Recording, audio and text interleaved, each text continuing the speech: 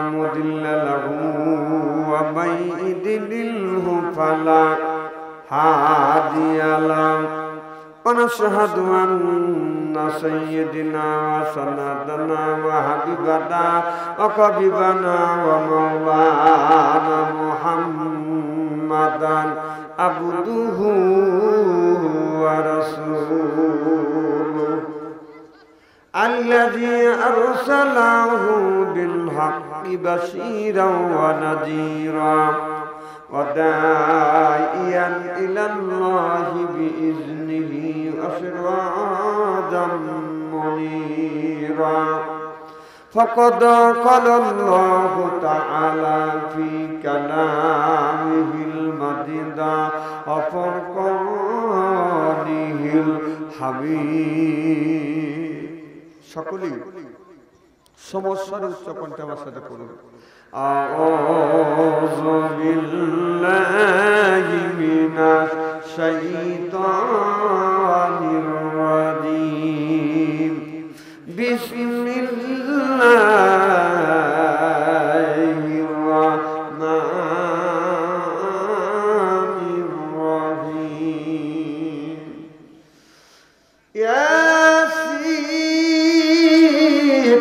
والقرآن الحكيم إنك لمن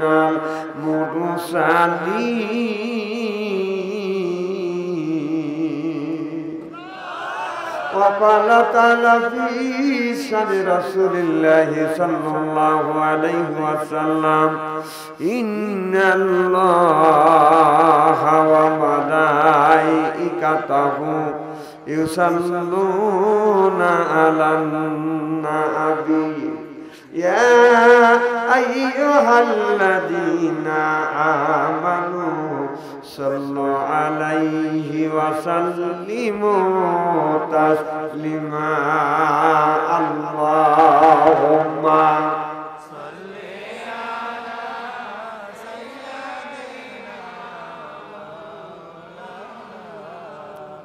وعلى آل سيدنا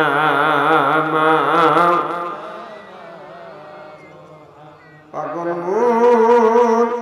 মনোদে দম পুরালে বুঝবি কে আপন পাগল মনোদে দম পুরালে বুঝবি কে আপন যাদের তুমি বাবু আপন সেই তোমায় পারাবে কাফন নিয়া যাবে অন্ধকারেতে ওযু গোসল করাইয়া জানাজা নামাজ দিবেন পড়াইয়া নিয়া যাবে অন্ধকারেতে পাগল মনে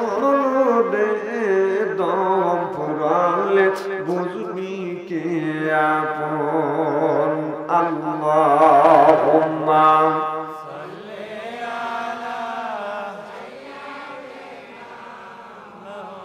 মাওলানা মুহাম্মদ ওয়া আলা আলি সাইয়্যিদিনা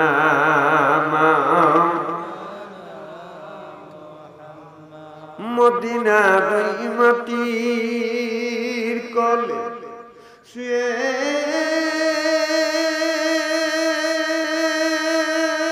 কামলিওয়ালা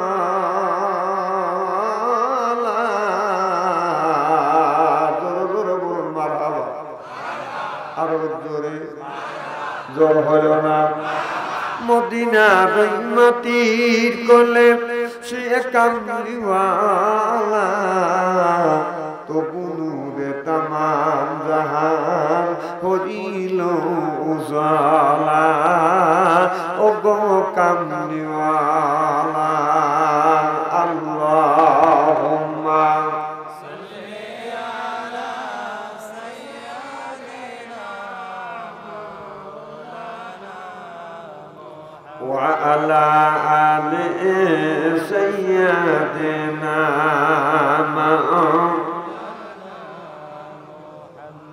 সপ্তম আসমান মেরাজ রাতে দিয়ে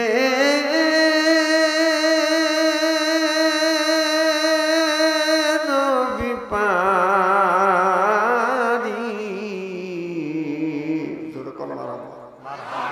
সপ্তম আসমান মিরাজ রাতে দিয়ে নবী পারি গোপন কথা বলতে নবী রাতে গেলেন আল্লাহ বাড়ি দুনির দরাসারি বালাগাল ওলা বিকামালিহি কাশাফাত দুজাবে হাসানাত জামিয়া খিসালিহি সাল্লু আলাইহি ওয়া আলিহি লা ইলাহা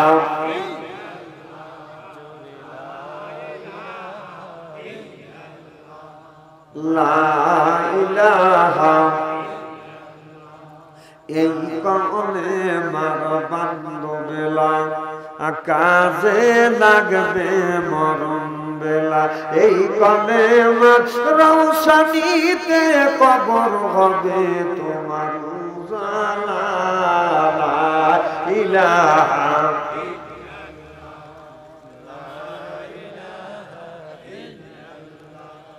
লা ইলাহা বহু দূরে মদিনায় আমি কেমনে যাব জানি না আল্লাহ বহু দূরে মদিনা আমি কেমনে যাব জানি না দয়াল আল্লাহ দয়া করো নসিব করো মদিনা লা ইলাহা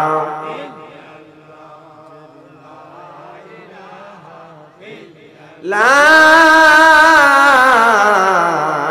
ইলাহা ইল্লাল্লাহু মুহাম্মাদুর রাসূলুল্লাহ সকলে পড়ুন সাল্লাল্লাহু আলাইহি ওয়াসাল্লাম।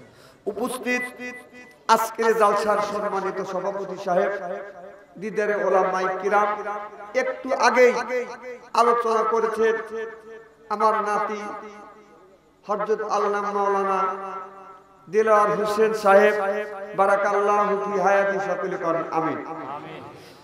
উপস্থিত সর্বকালীন সর্বযুগের শ্রেষ্ঠ সন্তানেরা হযরত ওলামায়ে কিরাম, যাদের দ্বারা ইসলাম প্রতিষ্ঠিত হয়েছে, এখনো আছে, ভবিষ্যতেও থাকবে, আলেম সহ দিনদার পরহেজগার আল্লাহওয়ালা ভাইরা পর্দার অন্তর আড়ালে এ মাহফিল শুনবার জন্য পর্দা করে বসে আছেন আমার পর্দানিশি মাথার মুকুট মা ও বোনেরা, আমার ছোট্ট চেনহের ছোট্ট ভাইরা, সমবয়সী চেনহের সমবয়সী বন্ধু, আমার মুরব্বী বাবাজিরা, সকলের উপরে রইল আমার আন্তরিক অভিনন্দন। সর্বপ্রথম সেই মহান আল্লাহ তাআলা, লক্ষ কোটি শুকর এবং প্রশংসিত, যিনি আপনাকে আমাকে মনোনীত করে তাফসীরুল কোরআন মাহফিলের মধ্যে আসা এবং বসার সুযোগ করে দিয়েছেন। তাতে আপনারা খুশি না বেজার?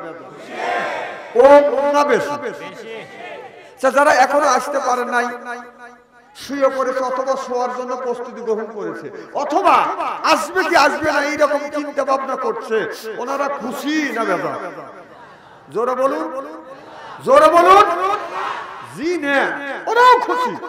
ওরাও বলতেছে যারা কোরআনের মাহফিলের মধ্যে গেছে ওরাই ঠকছে, ও ঘুম পাড়তেছে, ওই জিত চাই বলি তোর বাপ দাদা 14 গোষ্ঠী কোনোদিন ঘুম পারে নাই। ঘুম পার আল্লাহ তোকে ঘুম পারবেন, কারণ কোরআনের একটা হক আছে, মাহফিলের একটা হক আছে, এলাকাবাসীর একটা হক আছে, আলেম ওলামার হক আছে। হক তুমি নষ্ট করেছো, এর জন্য আল্লাহর কাছে জবাবদিহিতে করতে হবে। সিল্লে কর ঠিক কিনা? ওদের চাইতে আল্লাহ লক্ষ লক্ষ কোটি কোটি গুণ দয়া করে মায়া করে কোরআনের মাহফিলের মধ্যে আসা এবং বসার সুযোগ করে দিয়েছেন। সকলেই সমস্বরে উচ্চ কণ্ঠে বলুন আলহামদুলিল্লাহ। মানবতা মুক্তির দূত আখিরি নবী এমন একজন নবীর উম্মত করে পাঠাইছেন, এই নবী উম্মতের ব্যাপারে হা বললে হালাল হতো, না বললে হারাম হতো, পা ফেললে আর সে আজিম পর্যন্ত চলে যেত। সুবহানাল্লাহ। সেই নবীর উম্মত, আমার নবীর দাম আর মর্যাদা আমাদের চাইতে একেবারেই কিন্তু কম না। এই নবীর উম্মতকে যদি আল্লাহ দোজখও দেয়, নবী আমার শাহাদাত আঙ্গুল ইশারা করে বলবে, ইয়া আল্লাহ, তোমার যেই বান্দাকে জাহান্নামে দিচ্ছ, তোমার ওই বান্দা হলো আমার দলের লোক, আমার দলের কর্মী। আল্লাহ বলবে, ফেরেশতারা, আমার যেই বান্দাকে জাহান্নামে দিচ্ছ, ওই বান্দা হচ্ছে আমার বন্ধুর দলের লোক, আমার বন্ধুর দলের কর্মী। আমি আল্লাহ আমার অর্ডার ক্যান্সেল করে পুনরায় অর্ডার দিলাম, জাহান্নাম নয়, জান্নাত পর্যন্ত পৌঁছাবে। সেই নবীর দল করার জন্য কারা কারা রাজি, তারাই শুধু দুই হাত টান টান করে দেখান। আলহামদুলিল্লাহ, হাত নামা।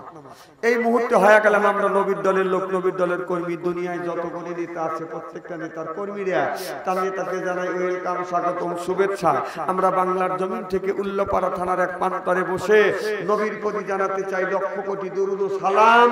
সকলেই পড়ুন সাল্লাল্লাহু আলাইহি ওয়াসাল্লাম।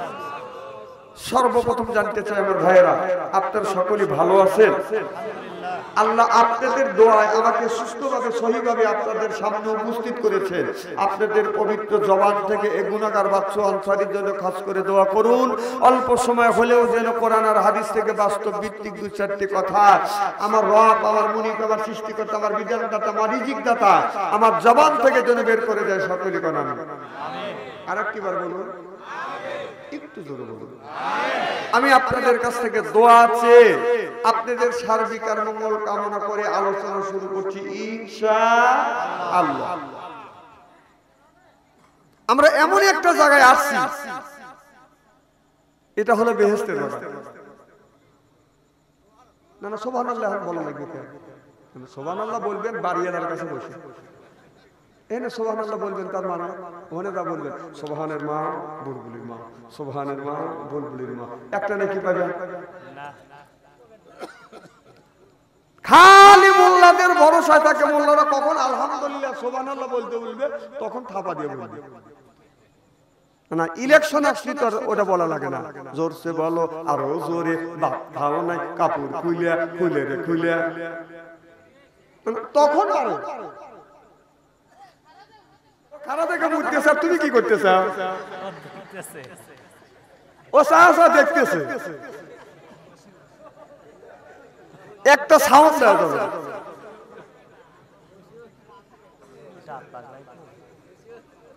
তাহলে এটা বেহেশতের বাগান। এই বাগানের মধ্যে সব মানুষ আসতে পারবে না, মসজিদ করে নামাজ পড়বার জন্য সব মানুষ যাইতে পারে না এরকম। কারণ এরকম মসজিদে যাওয়ার মতো, নামাজ পড়বার মতো নসিবদার থাকতে হবে। কথা কন? কারণ ভালো কাজে সব মানুষ কি যাইতে পারে? কারণ নামাজ হলো বেহেশতের চাবি। কিয়ামতের ময়দানে যার নামাজ আছে তার সে জান্নাতের চাবি পাবে, যার নামাজ নাই তার চাবি নাই। নামাজ আছে, ঈমান আছে, নামাজ নাই, ঈমান নাই, ও যতই ভালো মানুষ করতে পারে। অনেক লোক বলে যে নামাজ না পড়তে পারি, ঈমান ঠিক আছে। আমি বলি, ঈমান তো নামাজই নাই, তোর ঈমান আছে আর কোথায়? না, ঈমানের প্রথম শর্ত হলো নামাজ রাখা লাগে, নামাজ পড়া লাগে। কি কর? নামাজ যদি না থাকে তাহলে ওর ঈমান থাকে কোথায়? জীবনে কোনোদিন মসজিদে যায় নাই, নামাজ পড়ে নাই, রোজা রাখে নাই, হজ করে নাই, যাকাত দেয় নাই, ওই লোকটা মারা গেছে। আর একজন বলে লোকটা মারা গেছে, লোকটা খুব ভালো ছিল। না না, ভালো ছিল, তুই এক কাজে দালালি করলি, জীবনে মসজিদে ভালো কাজে যাওয়া দেখছিস, জীবনে কোনোদিন কোরআনের মাহফিলে যাওয়া দেখছিস। আর দালালি যে করলে এক ওয়াক্ত খাবারের জন্য, লোকটা জীবনে কোনোদিন নামাজ পড়ে নাই, মসজিদে যায় নাই, ভালো কাজে যায় নাই, ওই লোকটা মরে গেছে কবরের পাশে দাঁড়াইয়া। কবরের পাশে দাঁড়ায়, বাবার কপাল কত সুন্দর রে, কবরটা উঠছে কি সুন্দর, মনে হয় যে ওই লাশের শোয়ানোর আগে অস্তিত করে শোয়া যাবে। কথা কয় না? এই যে ধনী মানুষের 500 বছর আগে গরিব মানুষ বেহেশতে যাবে। এখন তো গরিবের সুবহানাল্লাহ একটু জোরে কর কথা, জোরে কর। ধনী যারা আছে ওরা সুবহানাল্লাহ বলবেন যে গরিব মানুষ আমার আগে এই দুনিয়ার ভিতরে ধনী হলাম আমি, আর আমাদের আগে গরিব মানুষ 500 বছর আগে বেহেশতে যাবে। কারণ কিসের লেগে যাবে জানেন? এই যে গ্রামের একটা লোক মারা গেল, ওই ধনী ব্যক্তি জীবন পরা গরিবের মাথার উপরে কাঁঠাল দিয়ে রোয়া খাচ্ছে। পরার সময় দখল করে নিয়ে খায়া দায়া পেট বুড়ির মতো বানায়া এরপরে মারা গেছে, মরার সময় করে পায়খানা করে পিসাব করিয়া সিটা শুয়েছে। ও গোসল করায় কেটা? গ্রামের কোন মারছে কোন ধনী ব্যক্তি গোসল করেছে কোনদিন দেখছেন? কথা কয় দেখছেন? গোসল করায় কে? ওই যে কামলা বিক্রি করে খায়, যে ব্যান চালায়, ওই যে গোসল করে, ও জীবন করে খাইছে, আই গিয়ে ও গিয়ে পাইপ দিয়ে পূজা করে মেকথানি করে বানাচ্ছে। ওই গরিবরা ওকে গোসল করা, কবর খনন করে। একটা মার্শালের ছেলে, এমপির ছেলে, মিনিস্টারের ছেলে কবর খনন করছে কোনদিন দেখছেন? কথা কয় না। হক কথা সাহায্য দিতে আপনাদের অসুবিধা আছে নাকি? কোনদিন দেখছেন? তাহলে এই কাজগুলো করে কারা? তাহলে গরিব মানুষ ধনীর 500 বছর আগে যদি বেহেশতে যায়, ওই ধনী মানুষ কিছু করতে পারবে? এইরকম অনেক কাজ গরিবের চাইতে ধনী ব্যক্তি, ধনীর চাইতে গরিব মানুষ বেশি করে। এই জন্য আল্লাহ ধনীর চাইতে গরিব মানুষকে 500 বছর আগে বেহেশতে দেন। এই দুনিয়ার যতগুলি প্রভাবশালী লোক ছিলেন তারা ইসলামের বিরোধিতা করছে, গরিব মানুষ আগে কলমা পড়ে মুসলমান হচ্ছে। এই জন্যই আল্লাহ রাসূল বলেছেন যে ধনী ব্যক্তির 500 বছর আগে আমার আল্লাহ তাআলা গরিব মানুষকে জান্নাতে দিবে। সুবহানাল্লাহ জোরে কর। কারণ ভালো ভালো কাজ ওই গরিবের আছে। মসজিদ যদি যাই দেওয়া লাগে ওই গরিব মানুষই যাই দেয়, ধনী ব্যক্তি যা কয় এই চোখটা কিছু ময়লা পড়ছে, কথা কয় না, যাই দেখে ওই গরিব মানুষ মারছেন যা যাই দেয়। ধনী ব্যক্তি গরিব মানুষ, গরিব মানুষ বেহেশতে যাবে না, ধনী ব্যক্তি বেহেশতে যাবে, ওর হিসাব দিতে হবে। আমার মুসলমান ভাইরা, আল্লাহর হাবিবের উম্মতেরা ভালো করে লক্ষ্য করে শুনুন, ধনী হলো আল্লাহর সৃষ্টি, গরিব হলো বাদান আল্লাহর সৃষ্টি। কারণ এই ধনীর চাইতে গরিব মানুষ এই জমিনে মানুষের খেদমত করে বেশি, এরপরে মানুষের সাথে সুন্দর ব্যবহার করে বেশি। ধনী ব্যক্তি যদি হয় তার টাকার শক্তি আছে, মুষ্টির শক্তি আছে, এরপরে পাঠির বাদান ক্ষমতা আছে, মানুষের সাথে দুর্ব্যবহার করাই বাদান স্বাভাবিক। আর গরিব মানুষ বলে ও আমাকে 2-4 দিয়ে গালি দিয়ে চলে যাক, আমি আর প্রতিবাদ করব না। আমার বন্ধুগণ, আমার ভাইজানেরা, গরিব মানুষ যদি কিছু বলে, ধনী ব্যক্তি করে ওঠে, তাকে গালি দেয়, তাকে মারার জন্য দেয়। আর ধনী গরিব মানুষ বলে ইন্নামাস সাবিরিন, আল্লাহ ধৈর্য দাও। আল্লাহ বললেন যারা ধৈর্য ধরে ওই ধৈর্যধরী ব্যক্তির সাথে আমার আল্লাহ থাকে। সরকার সুবহানাল্লাহ। আমার মুসলমান ভাইরা, আল্লাহর হাবিবের উম্মতেরা ভালো করে লক্ষ্য করুন, টাকা থাকলে হজ করা লাগবে। অনেক মানুষ নামাজ পড়তে যায়, আমি একজন ধনী ব্যক্তি, আল্লাহ কোটি কোটি টাকা দিয়েছে, আমি যদি মসজিদে নামাজ পড়তে না যাই তাহলে মানুষ আমারে খারাপ বলবে। এই আপনার এই এটিসি নিয়ে যদি নামাজ পড়তে যায়, আল্লাহ আমারে কোটি কোটি টাকা দিছে, আল্লাহ কোটি কোটি পয়সা দিছে, আমি যদি হজ না করি মানুষ বলবে এত টাকা থাকতেই মানুষ তো হজ করে না। এই জন্যই লোকটা বদন হজ করে আসছে, মানুষ আমারে হাজি বলুক এই উদ্দেশ্য করে যদি হজ করে, ওর নামাজ আর রোজা হজ আল্লাহর দরবারে কবুল হবে না। অনেক মানুষ আছে, আমি ধনী ব্যক্তি যদি বড় বড় কোরবানি না দেই মানুষ আমাকে ধিক্কার দিবে, মানুষ খারাপ বলবে, আমার ইজ্জত চলে যাবে। ইজ্জত প্রতিষ্ঠিত করবার জন্য যে মানুষটা গরু কোরবানি করবে ওই মানুষের নামাজ রোজা হজ যাকাত কোরবানি কোনো কিছুই আল্লাহর দরবারে কবুল হবে না। জোরে বলুন নাউজুবিল্লাহ।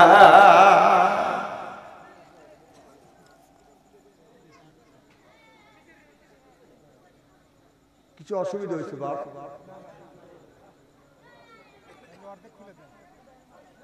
আমার ভাইয়েরা, আমার প্রয়োজন হলে পর্দা তুলে দেন, তুলেতে কিছু পাইরে দেন, বসে এদিক তাকান, চেহারা কি একবারে খারাপ নাকি?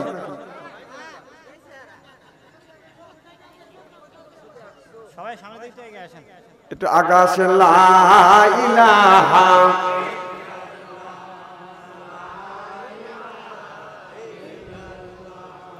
লা ইলাহা লা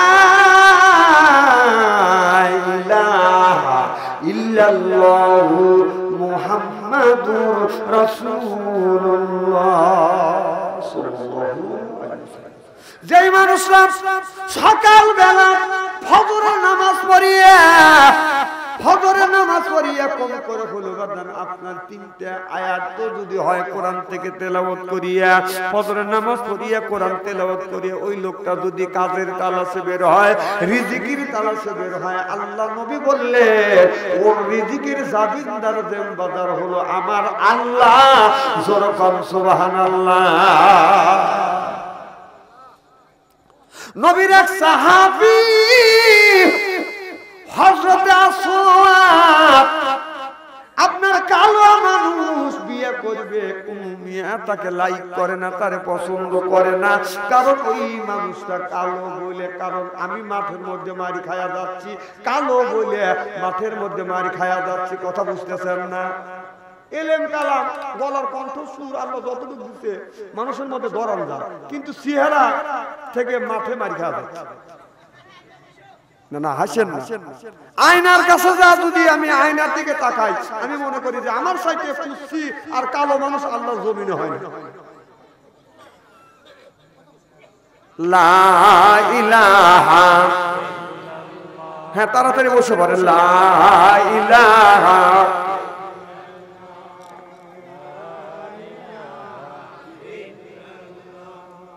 লা ইলাহা লা ইলাহা ইল্লাল্লাহু মুহাম্মাদুর রাসূলুল্লাহ সাল্লাল্লাহু আলাইহি ওয়াসাল্লাম। শুনেন, এদিকে তাকান। আমি 1 থেকে 3 পর্যন্ত গুনব, আর আমি আগেবার বলবই কোথায় কোথায় জায়গায় দেই। তারপরে এক ভাই আর এক ভাইকে বসার সুযোগ করে দিলে আপনাদের জান্নাতের জায়গা প্রশস্ত করে দিবে আল্লাহ। সুবহানাল্লাহ। আমি 1 থেকে 3 পর্যন্ত গুনব, প্রয়োজন হলে জুতো হাতে নিয়ে দাঁড়াইয়া সামনে এসে ফাঁকা জায়গা পুরো করেন, পিছনের ভাই দেখলে বসার সুযোগ করে দেন। 1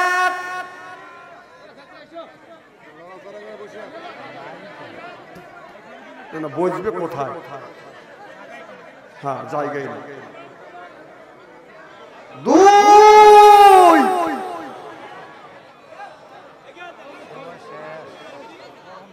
আলহামদুলিল্লাহ। আল্লাহ যেন আপনাদের জান্নাতে যাওয়ার কেমন শিক্ষা দেয়। জোরে বলেন আমিন। কি যেন বলতেছিলাম? কালো সাহাবী হযরত আসওয়াদ কালো সাহাবী।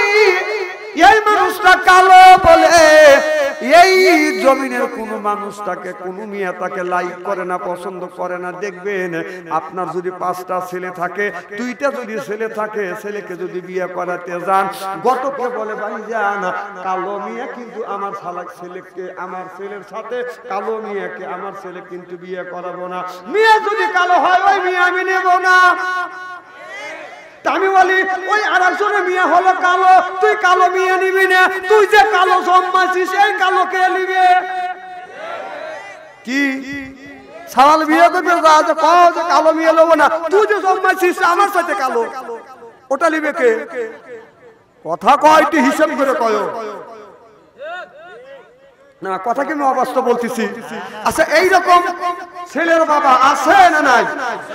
সুন্দরের দিকে যা, খালি সুন্দর, খালি দলা খোঁজো, খালি দলাই যদি সবাই খোঁজে, তুই যে কালো জন্মাছিস তোর কালোটা কে নিবে? বড় বড়